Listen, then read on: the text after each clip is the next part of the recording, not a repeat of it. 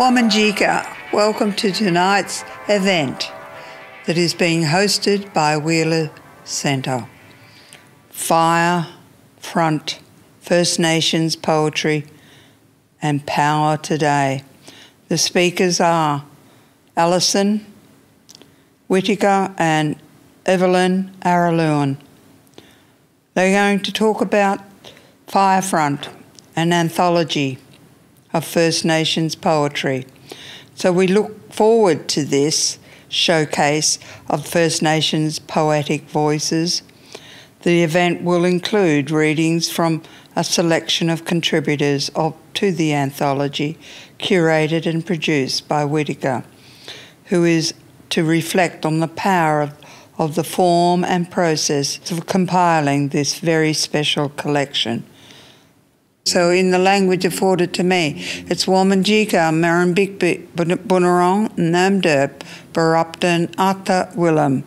We'd like to make this opportunity to welcome you to this beautiful land of the two Great Bays, Nurm being Port Phillip Bay and Merrin being Western Port Bay. When we welcome you, it's affording you a tanderum to enter onto country. And as one of the descendants of the first peoples of this land that we now call Melbourne, and we are from the Bunurong of the Greater Kulin Nation, I welcome you all here today and extend our hand in friendship to the friends and staff of the Wheeler Centre. Today we acknowledge the traditional lands of the Bunurong and to their ancestors. The Bunurong were a part of a much larger nation known as the Eastern Kulin of the 5 language groups, our neighbours, the Woiwurrung, the Tanwurrung, the Djadjawurrung and the Wadawurrung. It is now over 180 years since the Europeans first arrived in this country we now know as Melbourne. The sacred river which flows past us, which is known as the Yarra, but to the first people it's known as the Birrarung. Translates means the river of mist. The Birrarung was not only a source for food and transport, it represented the lifeblood of the Eastern Kulin as it flowed out into our great bay known as Nurm. Today we stand together on this special country and share the respect to each other's diversities, cultures and heritage.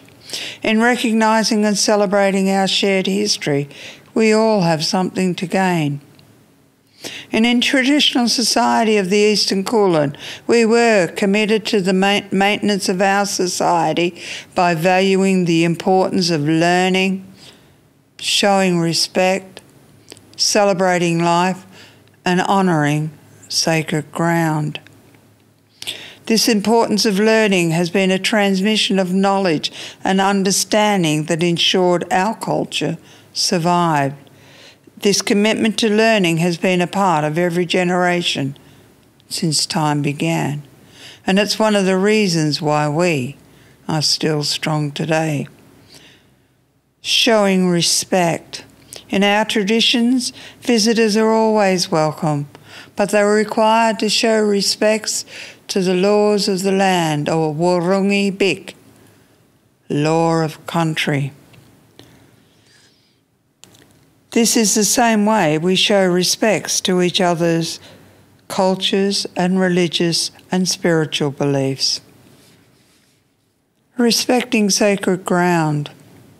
We should all acknowledge the sacred ground on which we stand, and Wheeler Centre is a host to many people from many different nations, and we still call upon them to respect sacred ground by understanding its history and heritage of the first peoples of the Eastern Kulin, and what we celebrate today through this gathering of writers. It is the ongoing commitment of the spirit of generosity which remains very much an important part of our cultures. And today it is my hope that we can all take pride in our shared history and celebrate the strengths of our great nations, and according to our traditions, Our lands will always be protected by our Creator, Bunjil, who travels as an eagle, and by Wan, who protects our waterways, travels as a crow. Bunjil taught us to always welcome guests, but he required us to ask all guests to make a number of commitments or dumbals. One, not to harm the Big Bigs, our lands. Two, not to harm our Warni, our waterways, and particularly not harm Bunjil's children. And this commitment is made through an exchange of a small bow dipped in the water of the land. So once again, Wamanjika, Marin Big Big, Bunurong, Nermderp, Barupton, Willan. And that means you have come with a purpose. Woman, come. Ask to come, and what is your intention? Nungujin.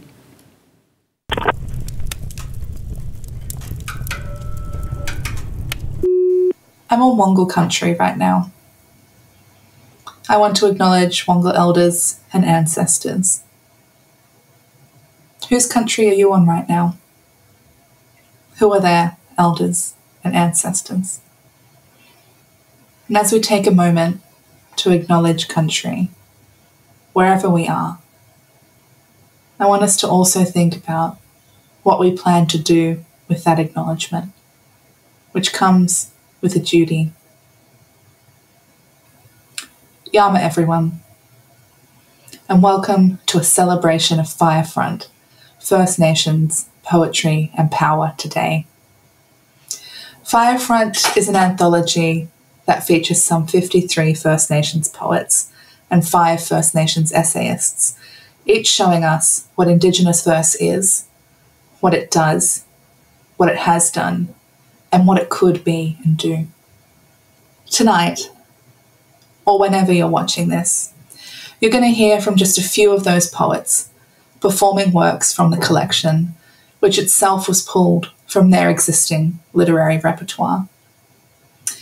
You're also going to hear a little yarn between me, Alison, a Gomeroi woman and the person who sent some emails to compile this collection, and from Evelyn Araluen, a Bundjalung descendant and literary force majeure. Firefront is just a small act of collective memory, looking back into only a recent past to those Aboriginal and Torres Strait Islander literary predecessors who made something like this possible, and looking forward to see what has flourished in the new kind of possible. Enough of my words. Let's turn to the powerful poems themselves, and it's an honour to be able to bring them into your homes to perform tonight. I'm sure you've heard more than enough of my voice, and aside from saying that these poems and their poets are each good in their own breathtaking way, I will introduce them to speak for themselves.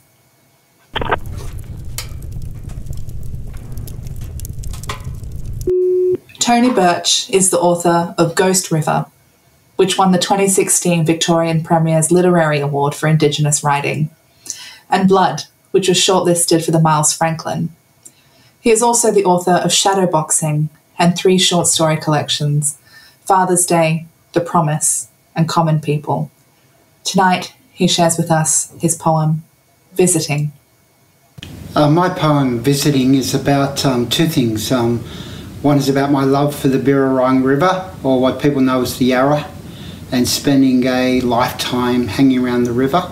And the poem is a lament for the way that the river is treated so badly over the years and the way that it's been desecrated and used as a dumping ground.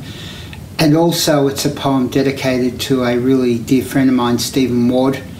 When we were teenagers, we used to haunt the river together, spent many, many days there over many, many years, and unfortunately Stephen died way too young. So this poem, Visiting, is dedicated to my friend Stephen. I traced your life at points along the river, below the catwalk where we hung like sleeping bats from the rusting girders we left behind, to fall through heat for the touch of silken waters waiting to meet us 60 feet below. We lifted the skirts of Skipping Girl, strobing the night with her erratic neon rhythm. Her beauty lit the riverbank infested with years of stolen car wrecks and trapped wet lovers.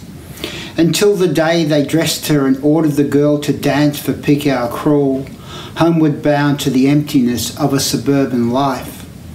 The river's edge is beautified now. The bridges are caged in safety. Deep rock lies drowned beneath a strip of freeway, and the long-abandoned sweatshops dazzle with the glass and steel of the marketplace. Sitting at the falls again, I skip stones and I think of us. Sitting here on summer nights, we carried this river home with us, her love entangled in rich hair and staining our young bodies. Thank you.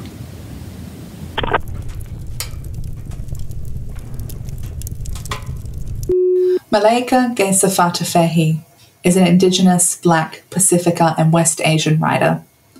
Their mob is from Mer Island, from the Zagareb and Dawareb tribes.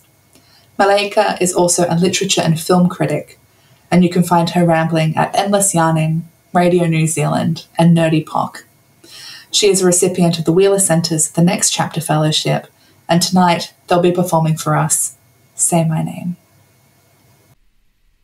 My name was my name before. I walked among the living, before I could breathe, before I had lungs to fill, before my great-grandmother passed, and everyone was left to grieve.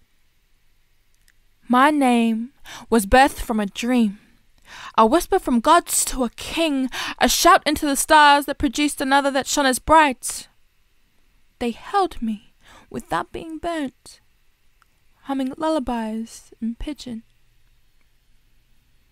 My name was passed down from my ancestors. They acknowledged my roots grew in two places, so they ripped my name from the ocean and mixed it into the bloodlines of my totems.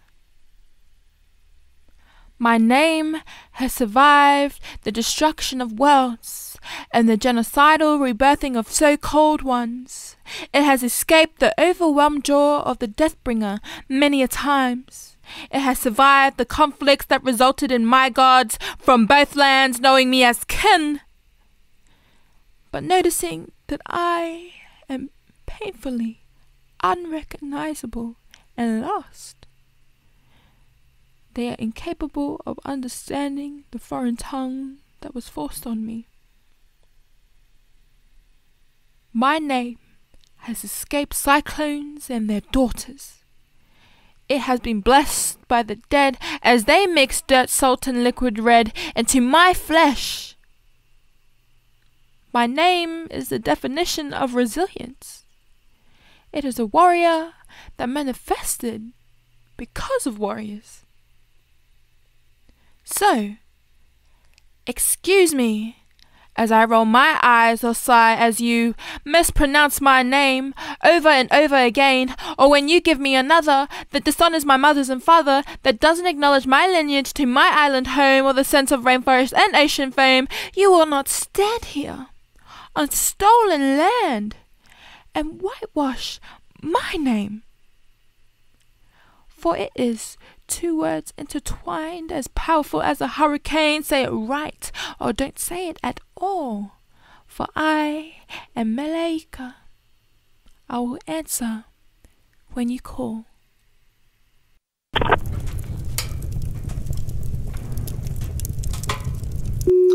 Lorna Munro, or Jeanine, is a Wiradjuri and Gomeroi woman, multidisciplinary artist, and regular radio and podcast host at Sydney's Radio Skid Row. A long-time active member of her Redfern and Waterloo community, her work is informed by her passion and well-studied insight in areas such as culture, history, politics, and popular culture. Lorna is also a recipient of the Next Chapter Fellowship with the Wheeler Centre, and tonight we'll be performing Yilalu Bugadi.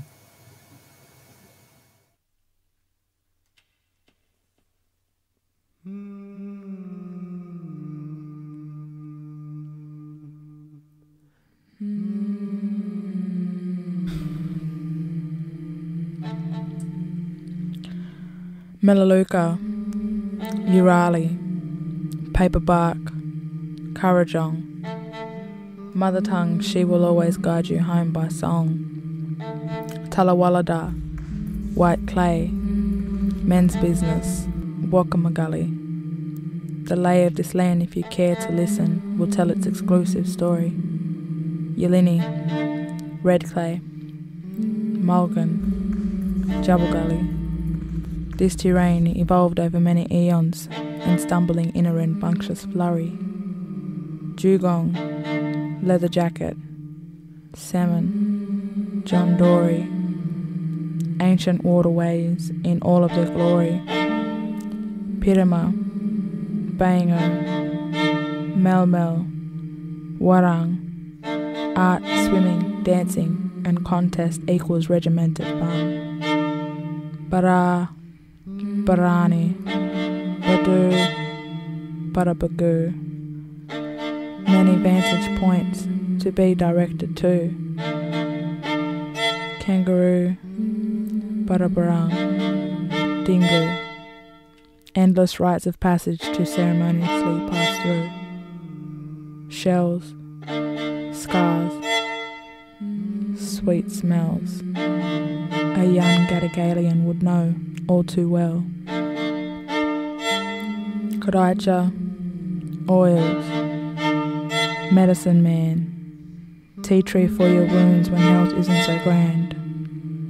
Guru dreaming, salt water, Garigarang, the ocean opens its embrace like an old friend. Naui, Ganya, Marang, time and place transcend. Meleika Gesa-Fatafehi, Paperbark, Currajong.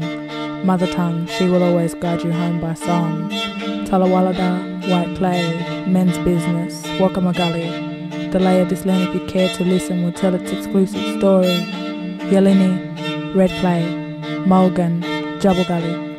This terrain evolved over many eons and stumbling in a rambunctious flurry. Dugong, leather jacket, salmon, John Dory. Ancient waterways in all of their glory. Pirima, Bango, Melmel, Warang. Art, swimming, dancing and contest equals regimented fun. Bara, Barani, Badu, Barabagu. Many vantage points to be directed to. Kangaroo, Barabarang, Dingo. Endless rites of passage to ceremoniously pass through. Shells, scars, sweet smells. A young Gadagalian would know all too well. Karaicha, oils, medicine man. Tea tree for your wounds when health isn't so grand. Guru dreaming, salt water, Garigarang. The ocean opens its embrace like an old friend. Naui, Ganya, Marang. Time and place transcend. Meleika Gesa-Fatafehi, Paperbark, Currajong. Mother tongue, she will always guide you home by song. Talawalada, white clay, men's business, Wakamagali. The lay of this land, if you care to listen, will tell its exclusive story.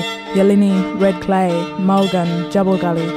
This terrain evolved over many eons and stumbling in a rambunctious flurry. Dugong, leather jacket, salmon, John Dory. Ancient waterways in all of their glory. Pirima, Bango, Melmel, Warang. Art, swimming, dancing and contest equals regimented fun. Barari, Burani, Badu, Barabagu. Many vantage points to be directed to. Kangaroo, Barabarang, Dingo. Endless rites of passage to ceremoniously pass through. Shells, scars, sweet smells. A young Gadagalian would know all too well. Kadaicha, oils, medicine man. Tea tree for your wounds when health isn't so grand. Guru dreaming, salt water, Garigarang. The ocean opens its embrace like an old friend. Naui, Ganya, Marang. Time and place transcend.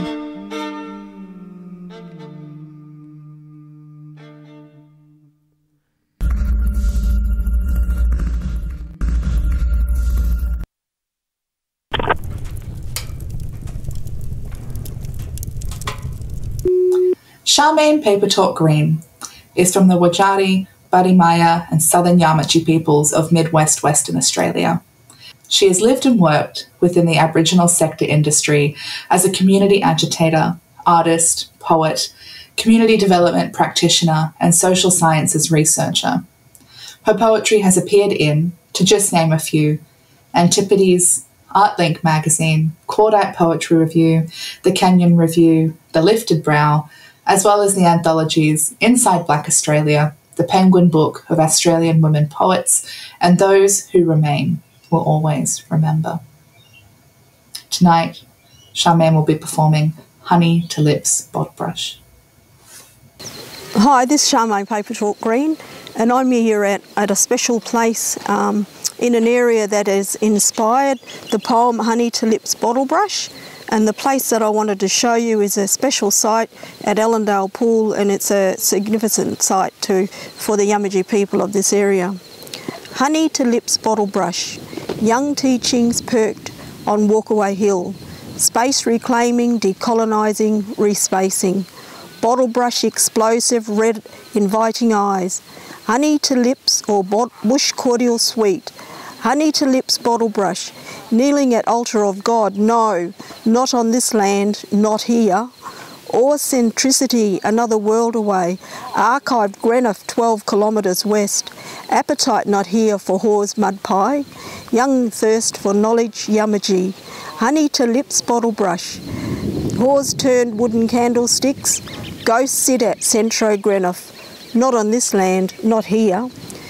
Sucking nectar, bottle brush sweet, wattle seeds, eating, tasting time ago, visions of fire sticks, ancestors walking, tracks etched into land across country, honeys to lips bottle brush, red fire dotted campsites, culture banished, tormented real, wheat grain money worshipped, not on this land, not here. Dance, ground, feet, sand reunite, connect. Still wind, still ancestors come to visit. Gentle kiss giving to young spirits. Reassuring for the onward journey. Right here on this land, right here. Bandi, thank you. Charmaine Papertalk Green. I'm out here on traditional country, 30 kilometres out of Geraldton, and reading my poem, Honeys to Lip Bottle Brush. Thank you.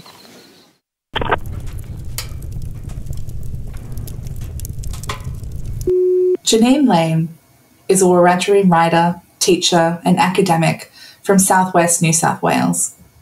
After a long teaching career, she completed a doctorate and postdoctorate in Australian literature and Aboriginal representation at Australian National University.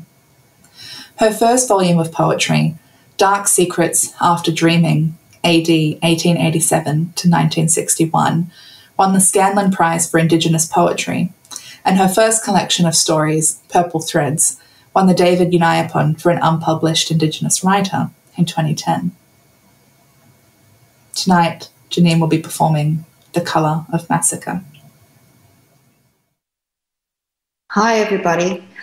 My name's Jeanine Leane, and I belong to the Wiradjuri people of southwest New South Wales along the Murrumbidgee River.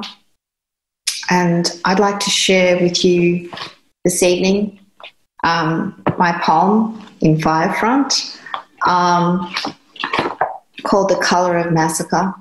And in this poem, I was reflecting on one of the many historical hypocrisies of the nation that we as First Nations people find ourselves in. Colour of Massacre. As a new century dawned, white Australians were urged to feel comfortable and relaxed about their history. Shake off that irksome black armband, legacy of radical lefties who can't leave well enough alone, and their tiresome chant that white Australia has a black history and we all have blood on our hands. We've got a new song to sing now. Right-wing historians hummed this new tune and set about to write Aboriginal massacres out of the record, out of the history books, out of the classroom.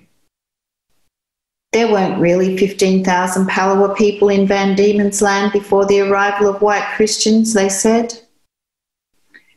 There weren't even 5,000.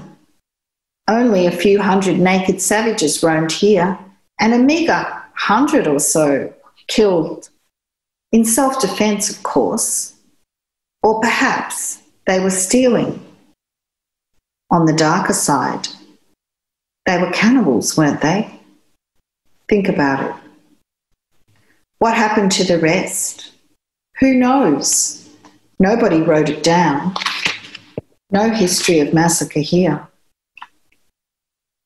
Perhaps they were saved by white Christian charity and blended in with the rest of us. Or maybe they died of natural causes, or just perished because they couldn't adapt. The rest is mere hearsay, oral history, words in the air, nothing on paper, so who remembers? The Aborigines didn't count in numbers, so why bother now? Nobody recorded those other syllables in time, full of sound and fury, punctuated by blows, blood and screams. Wasn't their blood red? And didn't their loved ones cry? Late in the 20th century, with a population of 18 million, the shootings of 35 settlers went down in Australian history as the Port Arthur Massacre, prompting a Prime Minister who denied black massacres to buy back the nation's firearms to minimise the chance of another white one. But wasn't their blood red too? And didn't their loved ones still cry? What is the colour of massacre? Thank you.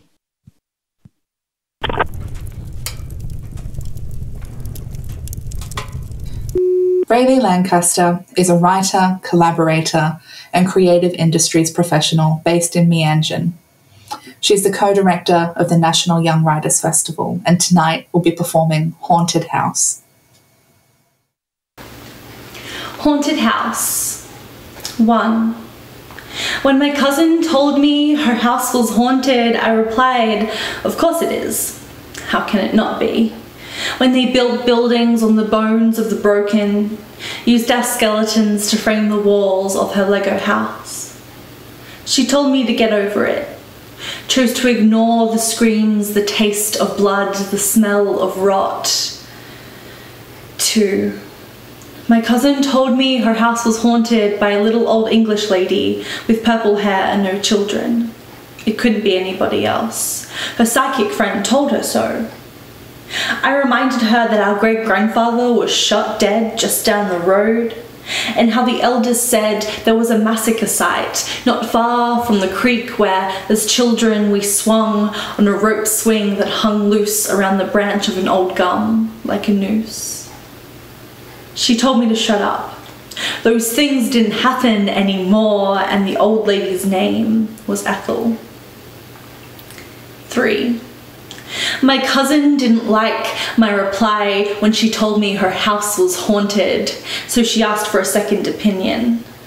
Had her priest come over with holy water and exorcise her house? Had her psychic friend do another round? That night, resting peacefully in her no longer haunted house, my cousin dreamed of the Australia the history books taught her. She forgot the stories we were told under glistening stars, with dark shadows bouncing off the light of the campfire. Stories of death, of stolen babies, of blood-soaked land. She forgot that all land on this land, since the landing of the white man, has been haunted.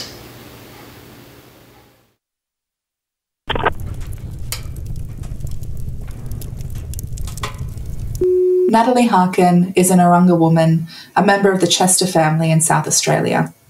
She's a lecturer and academic advisor at the Office of Indigenous Strategy and Engagement, Flinders University, and her PhD research is an archival poetic journey through the state's Aboriginal family archives. Her first collection of poetry, Dirty Words, was published by Cordite Books in 2015. Hi everyone, love and solidarity from Kaurna country in South Australia. Thank you, Alison, for inviting me to be part of this very stunning collection with some of my all-time favourite writers. I'm very proud, thank you. This poem is called Domestic. The stories of Aboriginal women domestic servants cannot be told enough. They illuminate a deeply rooted racist facet of Australia's history. They tell of the trials, tribulations and triumphs amidst the backdrop of oppression. Jackie Huggins in White Apron, Black Hands, 1994. Girls of tender age and years are torn away from their parents and put to service in an environment as near to slavery as it is possible to find.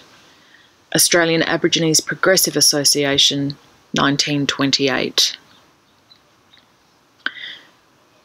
The great need in dealing with the girls of the Point Pearce mission is that they be placed out to domestic service as they reach a suitable age.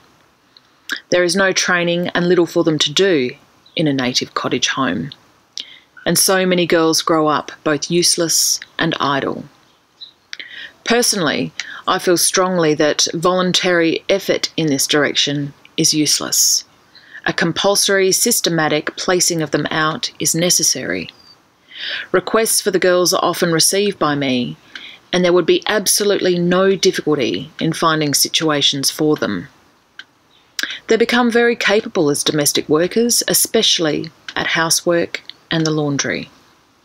I think any girl, so long as her health is right, can do domestic work. The difficulty with the natives is that they are lazy. I could do more with them if obedience was enforced. But as it is, the parents interfere so much. Evidence from the South Australian Royal Commission on the Aborigines, 1913. The Ways of the Abo Servant, the Australian Women's Mirror, 1926. I got her direct from a camp, some miles from here, and until she became used to things, I had to tolerate the company of her mother and younger sister for a fortnight. She was then about 12 years. JK, 1926. With all their drawbacks, however, the gins are more or less handy about the place, though one needs tremendous patience to work with them.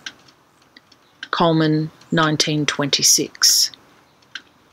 Topsy has only been in my possession about 6 months, but I already feel as if 10 years have been lifted from me. Such is my peace of mind. CM, 1925.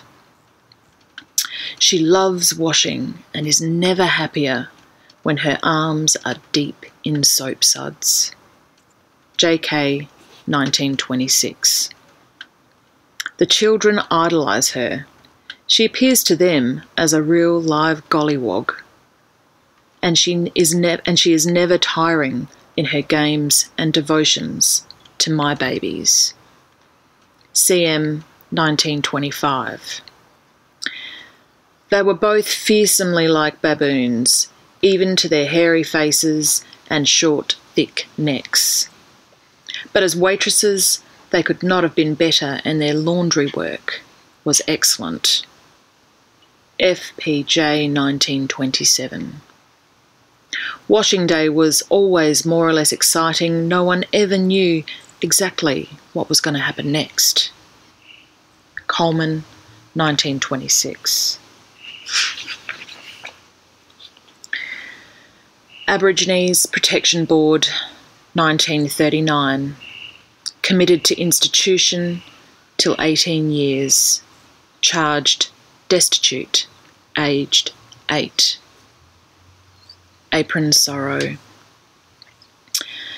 Apron folds and pockets keep secrets, pinned, tucked, hidden.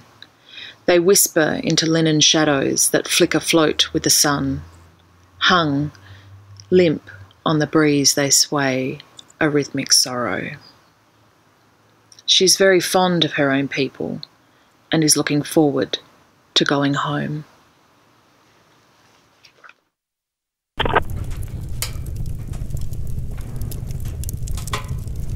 Luke Patterson is a Gomeroi poet and folklorist living on Gadigal lands. He is interested in the ways bioregional identities and consciousness are expressed through localised and vernacular forms. Luke's research and creative pursuits are grounded in his extensive work with Aboriginal and other community-based organisations around Australia. Tonight, Luke will be performing Darkinjung Burning. Darkinjung Burning. Begin with a circle facing a fire auntie lit, under the blinking pink and kindled dawn, moon nevertheless still splashing in the breeze. Rest handfuls of striplet sprigs moiety up, arc and interspecies intimacy, until a dozen landscapes aggress with a eucalyptus lungful, and the supernatural appear common sense in tempered embers. This is not a morning poem, you see. Places are totemic. Uncle dips bottle brush dew, admits life begins with yellow belly. Untroubled, chuckle in gestures, the way the landowner sights edible plants, surveys the shape, the colour of eyes, a course of native spices, peppers, cosmopolitan phenotypes. He smokes a pipe with a timber pulse and jokes how he plundered through Dark Emu in a week. Thanks God for the seasons, urging to get on with business. Eat biscuits, wait for the winds to calm.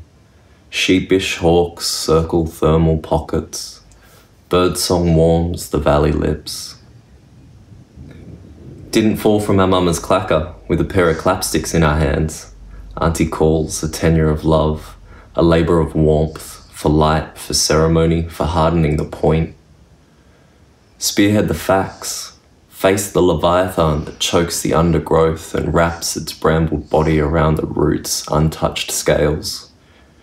This forsaken gallery, a toothache country, Uncle growls years of gub abo leaf litter over his old shoulders, letting in a little piece of sky, clearing the air which left untended is prone to ignition.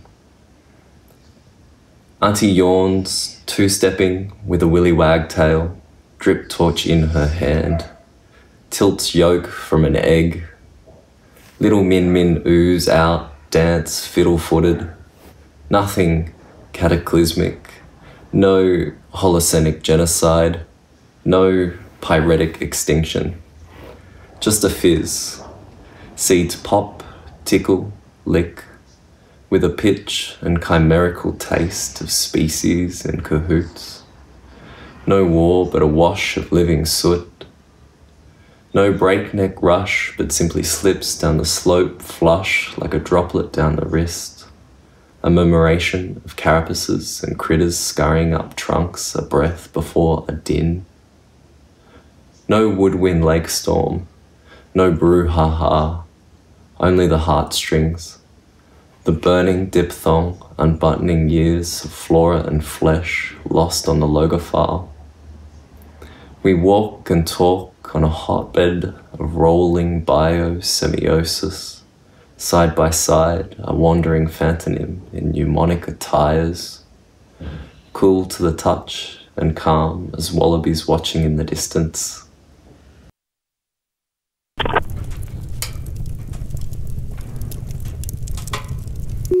Cobby Eckermann is the first Aboriginal Australian writer to attend the International Writing Program at the University of Iowa in 2014. Her verse novel, Ruby Moonlight, was published in the US in 2015, and a collection of poems translated and published in Kolkata, India. She returned home and launched her 7th book, Inside My Mother, in Alice Springs. In 2017, Ali was the first Indigenous poet to receive the Wyndham Campbell Prize for Poetry from Yale University. And from her extensive collections, we're going to be hearing tonight, Unearth. Unearth. Let's dig up the soil and excavate the past. Breathe life into the bodies of our ancestors. When movement stirs their bones, boomerangs will rattle in unison. It is not the noise of the poinciana, stirred by wind and its flaming limbs. The sound of the rising warriors echo, a people suppressed by dread. A hot wind whips up dust storms. We glimpse warriors in the mirage. In the future, the petition will be everlasting, even when the language is changed. Boomerang bones will return to memory. Excavation holes are dug in our minds. The constant loss of breath is the legacy. There is blood on the truth.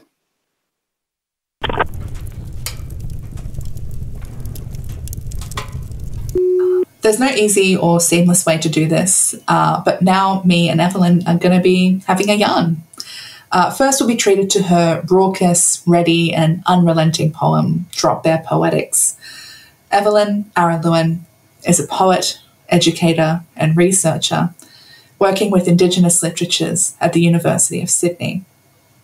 Her work has won the Nakata Brophy Prize for Young Indigenous Writers, the Judith Wright Poetry Prize as first and third recipient, I might add, and a Wheeler Centre Next Chapter Fellowship.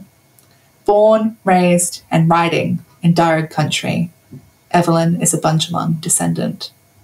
Before we turn to Evelyn and you get to eavesdrop on our conversation, please join me in thanking the poets who graced us with their words tonight: Tony Birch, Meleika Gesa-Fatafehi, Lorna Munro, Charmaine Papertalk Green, Jeanine Leane, Raelee Lancaster, Natalie Harkin, Luke Patterson, Cobby Eckermann, and Evelyn Araluen.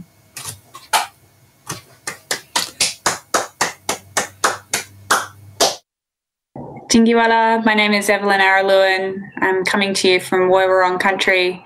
This is a poem called Drop Their Poetics, which is about how I feel about Australian poetry.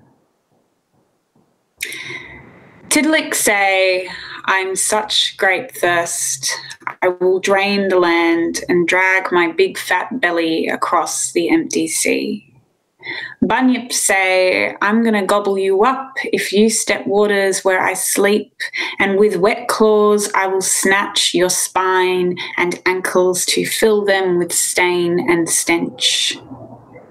What the Mopoke say don't need saying if you were grown up under his eyes. Now here's the part you write Black Snake down for that dilly of national flair. True God, you don't know how wild I'm going to be to every fucking post-mob blinky bill trying to crack open my country, mining in metaphors that place you felt you, somewhere in the Royal National. Wagon says use heart, but I am rage and dreaming at the gloss green palm fronds of this gentry estate antique, all this pot planting in our sovereignty, a garden for you to swallow speak our blood. If you're talking that talk, you've got to scrape it from my schoolhouse walls, filter gollywog ashtray, snugglepot kitsch into your pastoral deconstruct, fill 4 and 20 pies with artisan magpies. If you sever their heads, you can wear them to the doof. I say rage and dreaming, for making lyre the lyre bird, for making my metic the power Biami gave when ribbon's mischief swallowed first life. Ochre dust, creation breath, ancestor song, we aren't here to hear you poem. You do wrong, you get wrong. You get gobbled up. So this incredibly beautiful object. Tingiwara, it's nice to see you again, as always. I'm coming to you from Woiwurrung lands today, the Kulin Nations, unceded territories. It's been strange to be a guest here in a place that I don't know very well at all, and to be going through these quite strange times, quite far away from home and far away from mob right now. But I feel like the Woiwurrung have a really strong presence and energy here, and I like to think that they're looking after me, and I hope that they're, you know, happy with the care that is continuing in this place. So where are you from today, Alison? Where are you coming from? I'm yarning to you today from Wangal lands, which sovereignty was never ceded upon. It's been an interesting experience kind of being in lockdown here too. Like you, I'm really far away from my family right now. I'm really far away from my country, which is kind of where I'd really like to be. But for me, the more important thing is keeping them safe from whatever's here at the moment. Not unprecedented times, but certainly really strange times that are unfamiliar to me and to, I think, our generation, just experiencing this stuff for the first time. It's been kind of strange to think about just how much memory all of these places have. And, of course, Wangal and Darug Nation were so directly impacted by disease and by pandemic as invasion began. And so it is in the memory of that land as well, which is strange sometimes. Sometimes I think that I have absolutely nothing to learn that I couldn't just absorb from the memory of all of the places that I'm moving through. But it's also nice to be able to talk to other mob about this, to talk to the alienation that we sometimes feel as a result of being away from our lands and our families. And a big part of that has been that I think this book has come out at such a time in which we've all kind of needed conversation and we've needed voice and dialogue. So Firefront also coming after a really hard summer, a really hot and burning summer.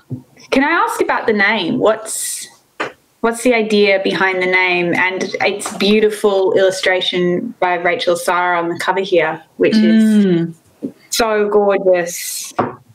Yeah, we were so lucky to have Rachel Sarah illustrate this for us.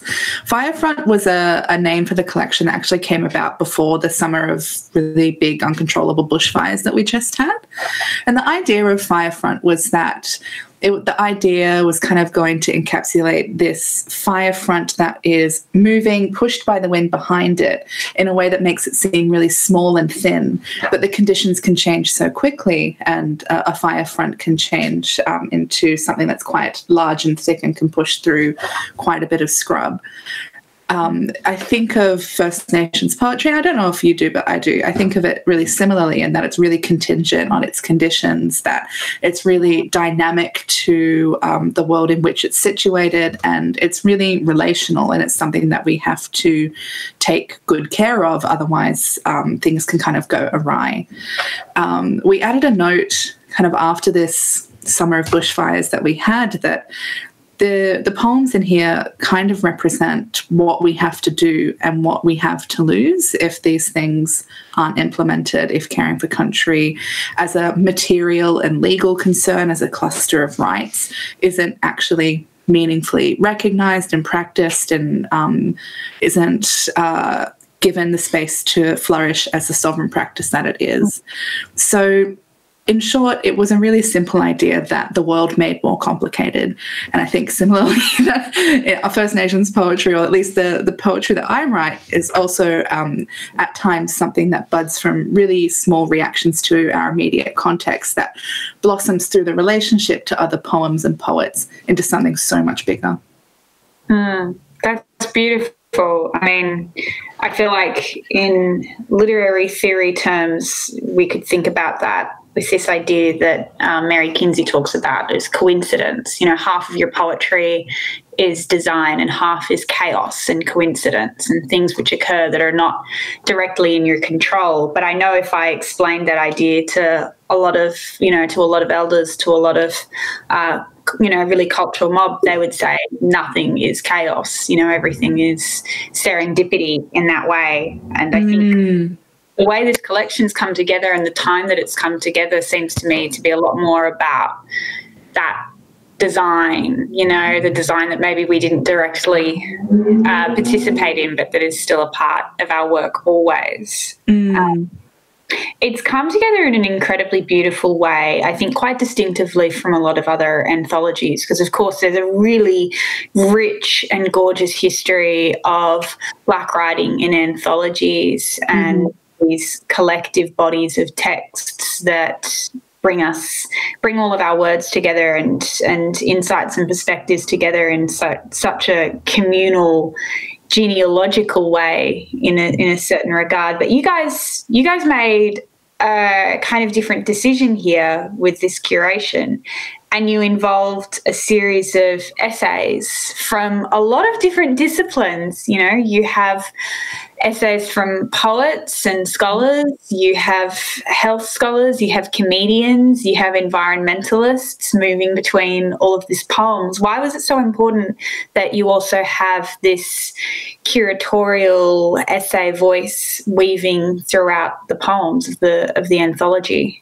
You hit it on the nail kind of in the preamble to the question, is that poetry in this way is relational, and how we interpret it is not immune from that relationality, is not detached from it. And I felt badly about the idea that as I was curating the collection, which is 53 First Nations poets who had written this work independently of the anthology. They hadn't hadn't created new work. This is kind of a memory to the work that they'd already created. And I felt badly having a singular voice try and represent just how significant that poetry is. And I also feel bad, I don't know if you feel the same way, Evelyn, but that poets interpreting poetry can be a bit of a circle jerk sometimes. We can get really kind of lost in the technicalities and the craft and forget that poetry has an enduring social significance for our communities, especially the long precedent of movement poetry in First Nations work. Like, there is poetry that has a purpose, and it has made an impact in comedy. It has made an impact in environmentalism. It has made an impact that's so far beyond the page in the academy. And it was really important to recognise that, as well as just interesting to see how other people react to poems, and to kind of shatter the myth that only poets actually read poetry. Even though you and I both really enjoy reading poetry, we're not the only ones that do so. Sometimes it's nice to assume that we are the only ones, and there's no judgment and there's no caution, because everyone's just been through all of that. We've all written poems that we've had to just bury. But no, it's really a beautifully situated anthology in that space that also is about, I think, asserting a continuity. And that's what's really gorgeous about this, because you haven't structured this necessarily. There's no temporal, linear timeline of this work. There's nothing which attempts to force it into categories or ways of reading, which is really important.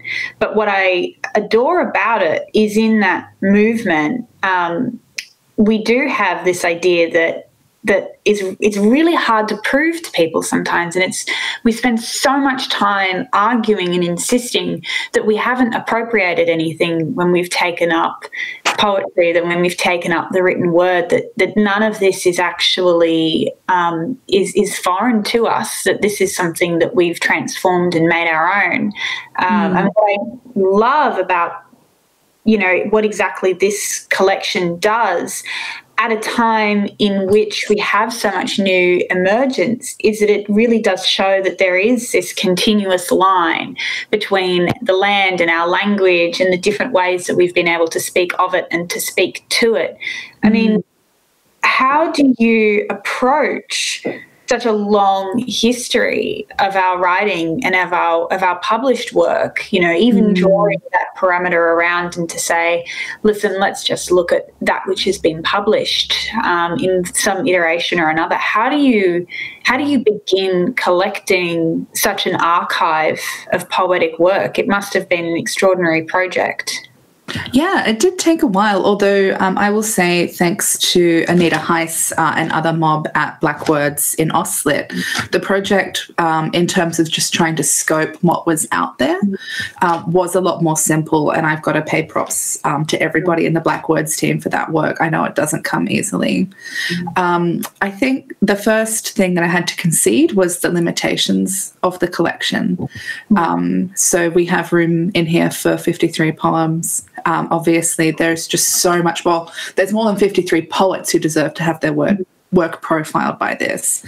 But in reading Ali Cobby Eckermann's essay for this collection, in which she speaks about going to... I don't want to spoil it, in going to a kind of poetry retreat and producing poetry that's just meant to be read among one another, and then it's burned, and then it's temporal. The poetry has served its purpose. I kind of, became reconciled to the idea that we can be explicit about what this work is and can be, as long as we are upfront about its limitations. It can be a work that's not representative, but is just kind of about a conversation about works that I see having relationships with one another, and presenting them to speak for themselves and amongst themselves in text. Which is a beautiful, that's a beautiful endeavour. And what's been wonderful to see is just how excited everyone is about this and how much enthusiasm there is. I've been loving...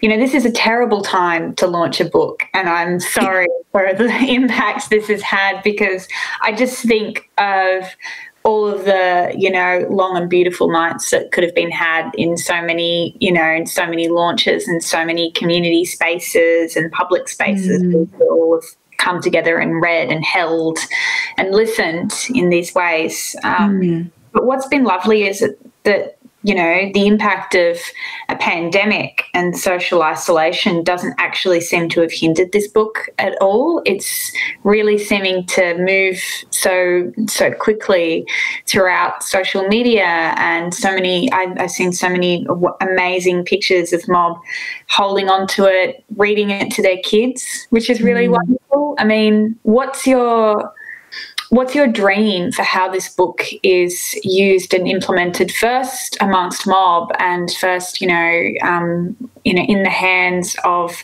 the writers, the readers, the families, and the networks of all of the creators who have been collected into this anthology? And what does it mean that that audience is prioritised? And then I guess as a secondary, as a sort of casual observation, if you will, I suppose there's all those other people reading it too. That's true. There are other people reading it, I'm grateful for their readership. But I think it's something I'm going to touch upon later as well. But what you say is listening is the first step. So I hope that the readership of this work, who are outside our communities or don't have a relationship to our communities, see this as kind of being a mandate for something for them to do next. In terms of what I think this book can be for us and for the families of those who have created this work, for the communities who have grown from this work, from the authors themselves, I'm happy to surrender it out to them. This has been a work that, it's going to sound falsely modest, I really just sent emails asking people if they would put their poems in this book. It's a curatorial process that comes with responsibility, but in terms of what the work is when it's situated together as a collection, that lies with the authors, I think, and lies with the people who've created this work. So it's ultimately up to them what happens to Firefront from here. But unlike other works that I've written as a sole author, I feel more assured in the balance of power for some reason in releasing this one out into the world. There's a sense that in releasing it to community and having people talk to their individual works and being able to champion their own works in the readership makes me feel more sure that it's going to be interpreted the right way, and that in that conversational, relational way by mob. And that's something that's especially exciting to see during a pandemic, when things feel really uncertain, when people like you and I who live off country or away from our usual networks feel really isolated, to be able to see something like that on social media, to be able to have these conversations with one another, really grounds me at a time where it's easy to not be grounded. Yeah, absolutely. I mean, reading poetry and feeling a sense of the representation of others out there experiencing the same, the same feelings, the same senses of loss, but also I think that ever-present that ever-present grounding in where you are that sometimes I guess we can forget in the kind of the busyness of our lives. I'm really glad that a lot of people seem to be taking that time and that pace to sit with themselves, and that this book is something that can be company in that. But of course, you've got an enormous range of energies going on in this book, and you've combined work that I guess you've got work where it's people always call it the protest poetry, and the work that's always seen as being polemical. You've got deeply intimate familial moments and personal encounters. You've got love poems. You've got poems in language. You've got poems about going to a rodeo, and poems about going and visiting ancestors. In this range, was it a conscious choice for you to try to show the diversity of that work? Was it something that you endeavoured, or is it something that you came upon these pieces and they sort of began to build and make sense? Yeah, it's kind of a little bit of both, which I know is not really a satisfying answer, but there's this already pre-existing diversity within First Nations literature as a whole, and especially within First Nations verse. Like each poet has crafted their own very distinct voice and approach, from the experimental to the public poetry, to lyricism and rap. And it didn't make sense to not try and demonstrate the breadth of that voice, both in terms of like the form, but also what it had to say, from, the serious to the profane. It's all kind of there. And this book could have been a more specific book, except that I think it wanted to get to that breadth. So you could, for sure, have a whole collection on public and movement poetry. You could have a whole collection just on experimental or other kinds of poetry, language poetry, the resurgence in articulating our own forms of verse. But I think there's value in the breadth as well. And maybe this is an opportunity for any publishers out there to commission anthologies like these. I think our work is really powerful when it's presented together, and especially in the production of new work. There's scholarship, as you know, Evie, here and overseas, that indicates like that's a really exciting space to work in when First Nations poets work together in collaboration to create meaning that's more than the sum of its parts. Absolutely. And it makes me think, when we consider some of that history also of the anthology, and this being quite a different kind of anthology, one which is concerned with memory, with remembering what's come before, as opposed to commissioning new work and then involving really interdisciplinary approaches to frame or to speak to some of those pieces. But it's as we do all of these things and as we do all of our work, we're always tasked with this dual project and this sort of circular temporality where we're always remembering that which has come before us and everyone who's come before us to create the opportunities for where we are now, but also preparing for our descendants and preparing for them to be coming too. And I feel like this book would have been such a stunning promise and such a stunning possibility to imagine towards, 10, 20, 30 years ago. I mean, going through these works, how, was there anything that surprised you about how much has changed and the fact that, there's even the opportunity and the space and the audience to anthologize work in such a capacity? What's the experience going through all of that and realizing that, 30, 40, 50 years ago, this would have been an absolutely impossible endeavour? How do you feel being able to do this now? Yeah, it's not something as simple as honour. I think you feel in your body the weight of the significance of work that it took to get here. And that's not just work that appears on the page. So the poets who appear on the page who come from that first movement of published poetry, or who have had kind of an established performance practice for a much longer time, they did work on the page as part of their own artistic endeavours and as part of pushing our imaginary as First Nations into like what can happen in verse, what can happen on the page, what can happen in performance. But they also did the really hard institutional work that made stuff like this possible. They were the ones who made the Black literary spaces. They were the ones who fought to get them funded, who implemented programs, who mentored other writers. And that really comes through, I think, in the collection.